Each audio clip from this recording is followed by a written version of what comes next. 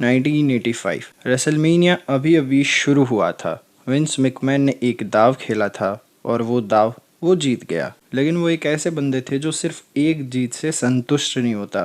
Wins के दिमाग में एक सवाल घूम रहा था, अगर मार्च में एक रेसलमेनिया चल सकता है तो साल के बाकी महीनों का क्या। इसलिए वो ढूंढ रहे थे एक ऐसा शो जो सिर्फ एक रात का तमाशा ना हो बल्कि पूरी इंडस्ट्री की दिशा ही बदल दे। उस वक्त WWF की सबसे बड़ी दुश्मनी थी जिम क्रोकेट प्रमोशन से, जो नेशनल रेसलिंग अलायंस का हिस्सा थी और बाद में WCW बन गई। क्रोकेट का अपना बड़ा शो था स्टारकेड, जो 1983 से चल रहा था और साउथर्न ऑडियंस में जबरदस्त चलता था क्लोज्ड सर्किट टीवी के थ्रू। विंस को पता था अगर उसको इस लड़ाई में जीतना है तो साल भर सिर्फ अपनी चीजें चाहिए, अपने PPV। सिर्फ एक रेसलमेनिया से काम नहीं होने वाला। ये सिर्फ रेसलिंग की लड़ाई नहीं थी, ये टेरिटरी की लड़ाई थी, कैलेंडर पे कंट्रोल करने की लड़ाई थी। तो विंस ने एक प्लान बनाया, पूरे साल को इवेंट से भर दो। रेसलमेनिया 3 के बाद 1987 में रेसलमेनिया उस वक्त की सबसे पावरफुल और सक्सेसफुल PPV बन चुका था।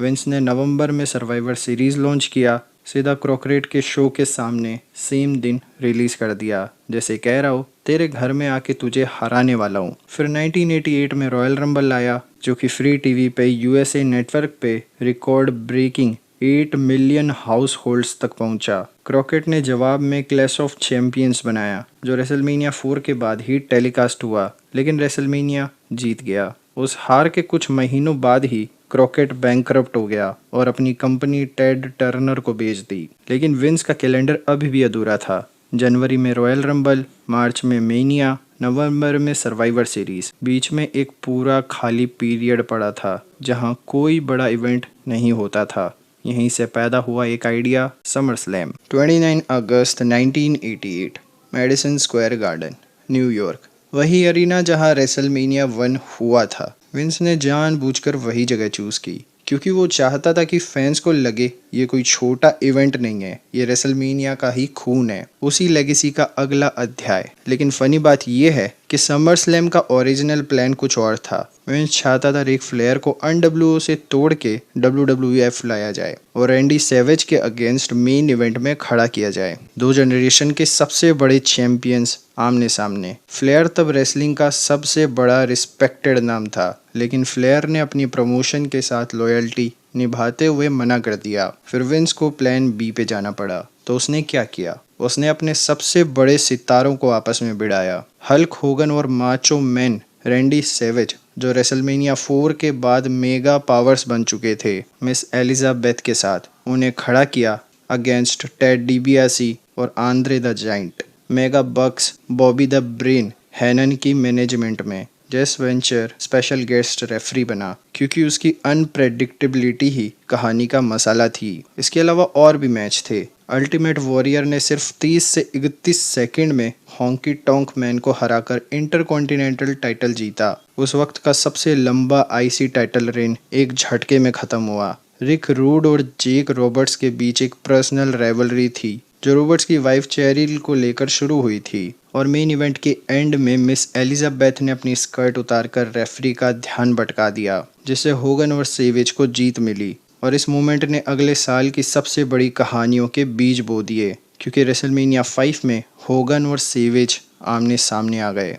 पहला समर स्लैम परफेक्ट नहीं था, कई क्रिटिक्स ने इसे मिक्स्ड रिव्यू दिए, लेकिन बात शो की क्वालिटी की थी ही नहीं, बात थी आइडिया की। विंस ने इसको the biggest party of the summer नाम दिया और एक नया ट्रेडिशन शुरू हो गया। समर स्लैम तुरंत WWF के बिग 4 का हिस्सा बन गया, WrestleMania, royal rumble, survivor series के साथ। बाद में इसमें किंग ऑफ द रिंग भी जुड़ गया और ये 5 इवेंट्स क्लासिक 5 कहलाए। और जब कॉर्पोरेट रेटिंग्स में पीछे रह गया, आखिर में उसकी कंपनी बिक गई टेड टर्नर को, जिसने उसको नाम दिया वर्ल्ड चैंपियनशिप रेसलिंग। एक लड़ाई जो विंस ने शुरू की थी, अपने कैलेंडर को इवेंट से भर के वो लड़ाई उसने जीत ली। तो ये सिर्फ एक शो का क्रिएशन नहीं था, ये एक बिजनेस वॉर का ऐलान था।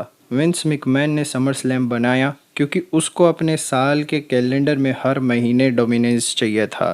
वो नहीं चाहते थे कि साल में बस 1-2 बार कुछ बड़ा हो जिसे लोग याद रखें। वो चाहते थे हर महीने ऐसा इवेंट हो जिससे उनका शो सिर्फ रेलेवेंट ही नहीं, टॉप पे भी चला जाए। और ये एक स्टेटमेंट था, ये इंडस्ट्री सिर्फ हमारी है। साल बीतते गए और समर स्लैम ने अपनी जगह सिर्फ बनाई नहीं थी और एक्सपेंड की। 1992 में पहली बार समर स्लैम नॉर्थ अमेरिका के बाहर गया। ओरिजिनल वेम्बले स्टेडियम लंदन, जहां 80,000 फैंस पहुंचे, जो आज भी WWE हिस्ट्री की 7वीं सबसे बड़ी लाइव गेट मानी जाती है।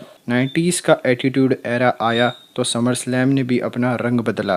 रॉ, एजी, अनप्रेडिक्टेबल। 2000 में फर्स्ट एवर TLC मैच यहीं हुआ, एक मैच जिसने पूरे रेसलिंग का स्टाइल बदल दिया। 2002 में ब्रॉक लेसनर ने द रॉक को हराया और नए एरा की शुरुआत की। 2004 में रैंडी ऑर्टन सिर्फ 24 साल की उम्र में यंगेस्ट वर्ल्ड हेवीवेट चैंपियन बना। 2009 से 2014 तक स्टेपल सेंटर लॉस एंजलिस इसके घर बने। 2015 से 2018 तक ब्रैकलेस सेंटर ब्रुकलिन और 2021 में कोविड के बाद एलिजांट स्टेडियम लास वेगस में समर स्लैम ने अपने सबसे हाईएस्ट ग्रोसिंग एडिशन देखे। 2025 में पहली बार ये 2 रातों का इवेंट बन गया। मैटलाइफ स्टेडियम न्यू जर्सी में, जहां कोडी रोड्स ने जॉन सीना से अपना टाइटल वापस छीना और उसके तुरंत बाद ब्रॉक लेसनर ने वापस आकर सबको चौंका दिया। अब सवाल यह है, समर स्लैम का सबसे बड़ा स्टार कौन रहा है? और इसका जवाब उतना सिंपल नहीं है जितना लगता है,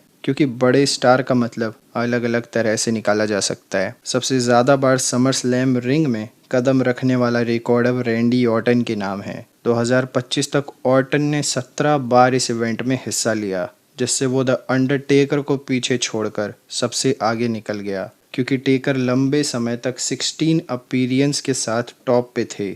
ऑर्टन का समर स्लैम करियर 2003 से शुरू हुआ, जब वो सिर्फ 23 साल का था और एलिमिनेशन चैम्बर मैच में वर्ल्ड हैवीवेट चैंपियनशिप के लिए लड़ा। अगले ही साल 2004 में उसने क्रिश बेनवोट को हराकर सिर्फ 24 साल की उम्र में यंगेस्ट वर्ल्ड हैवीवेट चैंपियन बनने का रिकॉर्ड बनाया, एक रिकॉर्ड जो आज तक किसी ने नहीं तोड़ा। सालों तक ऑर्टन ने जॉन सीना, ब्रॉक लेसनर और रोमन रेंस जैसे बड़े नेम्स के साथ रिंग शेयर की और हर बार अपनी जगह पक्की की। लेकिन अगर बात हो मेन इवेंट्स की, यानी शो का सबसे बड़ा और सबसे आखिरी मैच, तो ये क्राउन जाता है ब्रॉक लेसनर को। लेसनर ने पूरे 8 बार समर स्लैम को मेन इवेंट किया। 17 साल में 2002 से लेकर 2019 तक उसने अपना पहला समर स्लैम मेन इवेंट किया 2002 में, जब उसने द रॉक को हराकर अनडिस्प्यूटेड WWE चैंपियनशिप जीती। उसके बाद 2012 में ट्रिपल एच को क्रश किया। 2014 में जॉन सीना को इतनी बुरी तरह हराया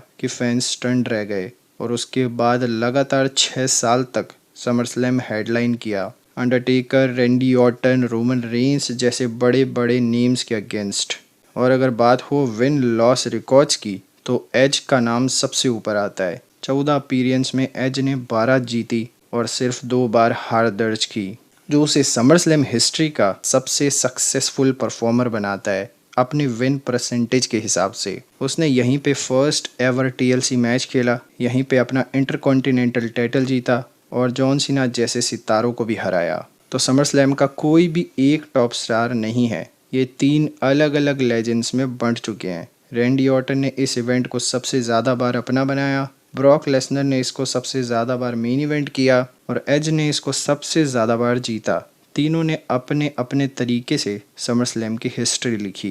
यही है समर स्लैम का असली फॉर्मूला, जो विंस ने 1988 में सेट किया था और जो आज तक नहीं बदला। एक बड़ा ट्विस्ट, एक सरप्राइज रिटर्न और एक मूवमेंट जिसे फैंस महीनों तक नहीं भूलते। आज समर स्लैम WWE के बिग 5 इवेंट्स में से एक है और हर साल इसके स्केल, इसकी स्टोरी टेलिंग बढ़ती जा रही है। एक आइडिया जो सिर्फ एक बिजनेस राइवलरी को ख़त्म करने के लिए सोचा गया था, आज पूरी दुनिया के करोड़ों फैंस के लिए biggest party of the summer बन चुका है। समर स्लैम सिर्फ एक शो नहीं था, ये एक बिजनेस का चेस मूव था जो 1988 में खेला गया, एक खाली कैलेंडर को भरने के लिए, एक दुश्मन को हराने के लिए, और आज वो इवेंट एक इमोशन बन चुका है। मुझे कमेंट्स में बताओ, क्या आपको पता था कि समर स्लैम कैसे इंट्रोड्यूस हुआ और इस समर स्लैम का कौन सा मैच आपको बेस्ट लग रहा है? और ऐसी ही वीडियोस के लिए इस वीडियो को लाइक, शेयर एंड हाइप कर देना। जल्दी मिलूंगा न्यू वीडियो के साथ।